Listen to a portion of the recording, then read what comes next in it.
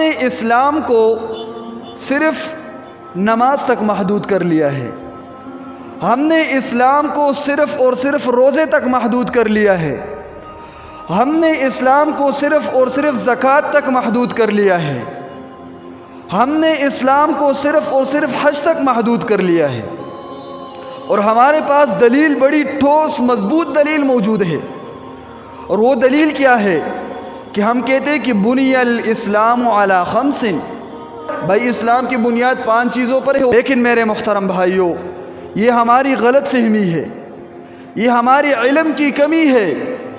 یہ ہماری غفلت ہے کہ ہم نے یہی سمجھ لیا ہے کہ اسلام نماز کا نام ہے، اسلام روزے کا نام ہے، اسلام حج کا نام ہے، اسلام زکوٰۃ کا نام ہے۔ حالانکہ اسلام ایک مستقل باب ہے، اور اس کی دلیل یہ ہے کہ آج اگر ہم علماء سے کوئی مسئلہ پوچھتا ہے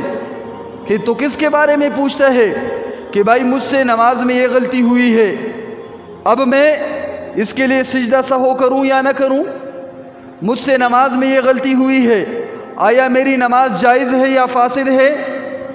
مجھ سے روزے میں غلطی ہوئی ہے، آیا میرا روزے میں کوئی فرق پڑا ہے یا نہیں ہے؟ میں نے روزہ نہیں رکھا ہے، میں اس کا فدیہ ادا کروں یا نہ ادا کروں؟ یہ سوالات تو ہم علماء سے ہوتے ہیں، لیکن آج تک ہمارے معاشرے میں کسی ایک عالم سے یہ سوال نہیں ہوتا کہ ایک شخص جب ووٹوں کا وقت آتا ہے، انتخاب کا وقت آتا ہے، تو اس وقت کبھی کسی عالم سے یہ سوال نہیں ہوتا کہ میں یہ ووٹ کی پرچی کہاں پر استعمال کروں۔ اس وقت شریعت کا حکم کیا ہے کہ آپ ووٹ کی پرچی کہاں پر استعمال کریں، آپ کا منتخب نمائندہ کیسا ہونا چاہیے، شریعت کی اصول اس کے لیے کیا ہے کہ آپ کا انتخاب کیسا ہو۔ منتخب ہونے والا نمائندہ کبھی کسی عالم کے پاس نہیں آتا کہ میں اس وقت انتخاب کے لیے آگے بڑھ رہا ہوں، منتخب ہونا چاہتا ہوں، میرے لیے شریعت کے کیا اصول ہے، شریعت کے کیا احکام ہے۔ کسی ایک عالم سے بھی یہ سوال نہیں ہوتا، چونکہ ہم اس کو اسلام کا حصہ نہیں سمجھتے۔ ہم نے اسلام نماز کو قرار دے دیا ہے، ہم نے اسلام روزے کو قرار دے دیا ہے، ہم اس کو اسلام ہی نہیں سمجھتے۔ ایک شخص کاروبار کرنا چاہتا ہے، کبھی کسی عالم کے پاس نہیں آتا کہ بھائی کاروبار کا طریقہ کیا ہے، اسلام آپ کو کیسے کاروبار سکھانا چاہتا ہے، اسلام آپ کو کاروبار کے متعلق کیا حکم دینا چاہتا ہے۔ آج تک کوئی کاروباری کسی عالم کے پاس الا ماشاءاللہ اگر آیا ہو، چونکہ ہم کاروبار کو اسلام کا حصہ نہیں سمجھتے۔ معاشرے میں اگر کسی بہن کی شادی ہے، کسی بیٹی کی شادی ہے، کسی بیٹے کی شادی ہے، تو کوئی بھی شخص عالم کے پاس نہیں آتا اور اس سے یہ سوال نہیں کرتا کہ بھائی میری بہن کی شادی ہے، بیٹی کی شادی ہے، بیٹے کی شادی ہے، مجھے اسلام کیا سکھاتا ہے کہ میں اپنے بیٹی کی شادی کیسے کراؤں، میں اپنی بہن کی شادی کیسے کراؤں، میں اپنی بیٹی کی شادی کیسے کراؤں۔ اس حکم کو سمجھنے کے لیے ہم کسی عالم کے پاس نہیں جاتے، ہم اپنے عرف کو دیکھتے ہیں، ہم اپنے معاشرے کو دیکھتے ہیں کہ وہاں پر ہمیں معاشرہ سکھاتا ہے، جو عرف سکھاتا ہے، جو ہمارا دل چاہتا ہے ہم نے وہی کرنا۔ چونکہ شادی اسلام کا حصہ ہم نہیں سمجھتے، نکاح اسلام کا حصہ ہم نہیں سمجھتے، زبان سے ہمارا دعویٰ ہے لیکن دل سے تصدیق نہیں ہے۔ دل سے اس بات کو ماننا، اصل ایمان تو یہ ہے، اصل اسلام تو یہ ہے کہ جو بات آپ زبان سے کہو وہی بات اپنے دل سے کہو، لیکن آج ہم اس کے تضاد میں جا رہے ہیں، اس کی مخالفت ہے ہماری زندگی میں۔ ہمارا لباس کیسا ہونا چاہیے، ہماری وضع قطع کیسی ہونی چاہیے، ہماری شکل و صورت کیسی ہونی چاہیے، اس کی طرف ہم زحمت نہیں کرتے کہ کسی عالم کے پاس جائیں اور کسی عالم کی رہنمائی اس کے متعلق حاصل کریں۔ یہ آج ہماری غلط فہمی ہے میرے محترم بھائیوں کہ ہم نے اسلام کو ان 4 چیزوں میں منحصر کر دیا ہے، باقی تمام زندگی کے معاملات کو، معاشرات کو، اخلاقیات کو ہم اسلام کا حصہ نہیں سمجھتے۔ حالانکہ اسلام بنیادی طور پہ 5 شعبوں کا نام ہے، سب سے پہلے اسلام کا تعلق عقائد کے ساتھ ہے، آپ کا عقیدہ صحیح ہونا چاہیے۔ دوسری چیز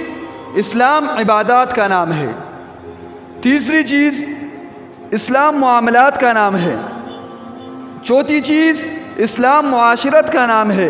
اور پانچویں چیز اسلام اخلاقیات کا نام ہے۔ لیکن آج ہم ان چیزوں کو اسلام کا حصہ نہیں سمجھتے، حالانکہ نماز کا پڑھنا، روزے کا رکھنا، زکوٰۃ کا ادا کرنا، حج کا ادا کرنا، ان تمام کا تعلق ان 5 چیزوں میں سے صرف ایک چیز کے ساتھ ہے، اور وہ ہے عبادت۔ کہ یہ جو جتنی چیزوں کو ہم اسلام کی بنیاد سمجھ رہے ہیں، بھائی ان کا تعلق تو صرف اور صرف عبادت کے ساتھ ہے۔ باقی معاملات کہاں گئے، معاشرت کہاں گیا، اخلاق کہاں گئے، اور عقائد کہاں گئے؟ اس کو ہم نے اسلام سے باہر قرار دے دیا ہے۔ تو جب تک ہماری زندگی میں ان 5 چیزوں میں کمی پائی جائے گی، اور ان میں سے کسی ایک چیز میں کمی پائی جائے گی، تو ہم اپنے آپ کو مکمل طور پہ مسلمان نہیں سمجھ سکتے، ہم اپنے آپ کو مکمل طور پہ اسلام کے دائرے کے اندر نہیں سمجھ سکتے کہ ہمارا اسلام مکمل ہے، ہمارا ایمان مکمل ہے۔ یہ دعویٰ صرف ہماری زبان سے تو ہو سکتا ہے، لیکن اللہ تبارک و تعالیٰ کے دربار میں یہ دعویٰ قابل قبول نہیں ہے۔ اسی لیے جس طرح نماز کا پڑھنا یہ اسلام کا حصہ ہے، روزے کا رکھنا اسلام کا حصہ ہے، زکوٰۃ ادا کرنا اسلام کا حصہ ہے، اسی طرح عقائد بھی اسلام کا حصہ ہے۔ ہمارے عقیدے کا درست ہونا یہ بھی اسلام کا حصہ ہے، ہمارے معاملات کا شریعت کی عین مطابق ہونا یہ بھی اسلام کا حصہ ہے، ہمارے معاشرت کا اسلام اور شریعت کی عین مطابق ہونا یہ بھی اسلام کا حصہ ہے، ہمارے اخلاق کا آپ علیہ السلام کے طریق پر ہونا یہ بھی اسلام کا حصہ ہے۔ جب تک ہم ان تمام چیزوں میں مکمل طور پہ صحیح نہیں چلیں گے، تب تک ہمارا اسلام کا کامل اور مکمل دعویٰ کرنا یہ ناقص ہے، یہ مکمل نہیں ہے۔ اسی لیے میرے محترم بھائیوں، عرض کرنے کا مقصد یہ ہے کہ اگر آج ہم میں سے کوئی شخص نماز نہیں پڑھتا، ایک شخص روزہ نہیں رکھتا، اس کا نقصان اس کی ذات تک محدود ہے۔ آپ نماز نہیں پڑھتے، ظاہری طور پہ آپ کے بھائی کو بھی آپ سے نقصان نہیں پہنچے گا، آپ کے بچے کو بھی آپ سے نقصان نہیں پہنچے گا ظاہری طور پہ۔ باطنی طور پہ اگرچہ آپ کا گھر بھی تباہ و برباد ہے، باطنی طور پہ آپ کے شہر، آپ کا علاقے تک آپ کی نحوست جائے گی، لیکن ظاہری طور پہ آپ کے بھائی کو بھی آپ سے نقصان نہیں ہے، آپ کی بہن کو بھی آپ سے نقصان نہیں ہے، آپ کے والدین کو بھی آپ سے نقصان نہیں ہے۔ آپ روزہ نہیں رکھتے، آپ کے والدین کو آپ سے نقصان نہیں ہے ظاہری طور پہ، لیکن خدا نخواستہ اگر کسی شخص کے اخلاق ٹھیک نہیں ہے، اس کے اخلاق خراب ہیں، اس کے معاملات خراب ہیں، اس کی معاشرت خراب ہے، تو سب سے پہلے اس کا تعلق اس کی اپنی ذات کے ساتھ ہے، اس کے بعد اس کا تعلق اس کے بہنوں کے ساتھ ہے۔ جب اس کے اخلاق خراب ہوگا تو اس کے بہنوں کی زندگی بھی تباہ ہے، اس کی بھائیوں کی زندگی بھی تباہ ہے، اس کے والدین کی زندگی بھی تباہ ہے، اس کے خاندان کی زندگی بھی تباہ ہے، اس کے رشتہ داروں کی زندگی بھی تباہ ہے، اس کی برادری کی زندگی بھی تباہ ہے، یہاں تک کہ اس کے محلے والوں کی زندگی بھی تباہ ہے، اور یہاں تک کہ اس کے پورے ملک کے والوں کی زندگی بھی تباہ ہے۔ اتنا بڑا نقصان معاشرات کے خراب ہونے کی وجہ سے، معاملات کے خراب ہونے کی وجہ سے، اخلاقیات کے خراب ہونے کی وجہ سے۔ اور اس کی مثال آپ ایسی سمجھیں، چوری کرنے والا اگر کسی راستے میں چوری کرتا ہے، بیٹھا ہوا ہے، ڈاکو ہے، ڈاکہ لگاتا ہے، تو آپ مجھے بتائیں کہ تمام علاقے والے اس سے تنگ ہوں گے یا نہیں؟ بھائی تنگ ہوں گے، پریشان ہوں گے کہ بھائی یہ کیا مصیبت ہم پہ پڑ گئی ہے۔ اسی طرح پورے ملک والے بھی اس سے تباہ و برباد ہو جائیں گے۔ اور اس کی مثال آپ کو ہمارے حکمرانوں سے ملتی ہے کہ ہمارے پارلیمنٹ میں جو حکمران بیٹھے ہیں سارے چور اور لٹیرے ہیں، 70 سال گزر چکے ہیں، آج تک ہمیں ایک دن بھی سکون کا نہیں ملا، چونکہ ہمارے پاس کوئی قیادت ایسی نہیں ہے جو اپنی تمام چیزوں کو، اپنے تمام معاملات کو جس طرح شریعت کا حق ہے، جس طرح شریعت اور اسلام کا طریقہ ہے، جو اسلام اور شریعت کا حکم ہے، اس کے مطابق نہیں چلتے۔ 70 سال ہو گئے ہیں، ہم نے آج تک ایک دن سکون کا نہیں دیکھا، چونکہ تمام کے تمام لٹیرے بیٹھے ہوئے ہیں۔